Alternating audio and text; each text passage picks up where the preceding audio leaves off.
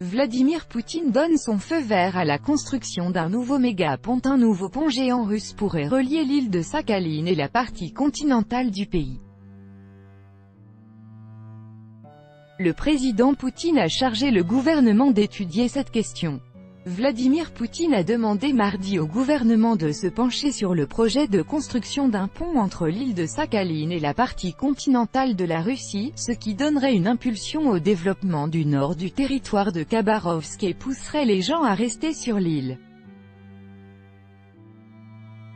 Je sais qu'on discute depuis des décennies de la construction d'un pont entre Sakhaline et le continent. Vos députés écrivent dans une lettre que c'est un rêve de longue date des habitants de Sakhaline.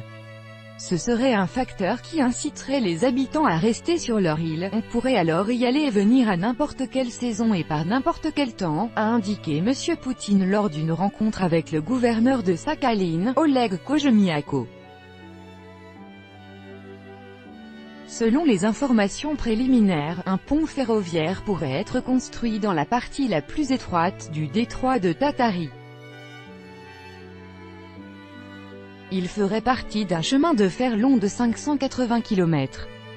À l'heure actuelle, un ferry assure le transport de fret entre Vanino et Kol MSK, mais son fonctionnement dépend des conditions météorologiques.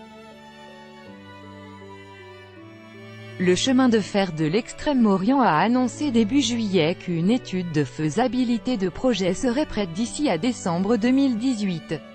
Les travaux pourraient commencer en 2021 et durer environ 5 ans.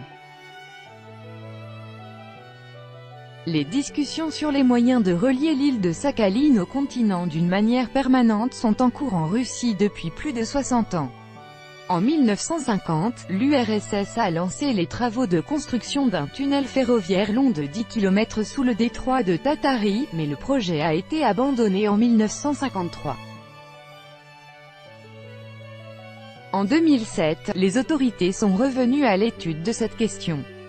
En septembre 2017, la Russie a proposé au Japon d'examiner le projet d'une éventuelle construction d'un pont ferroviaire et automobile depuis Hokkaido jusqu'à l'île de Sakhaline.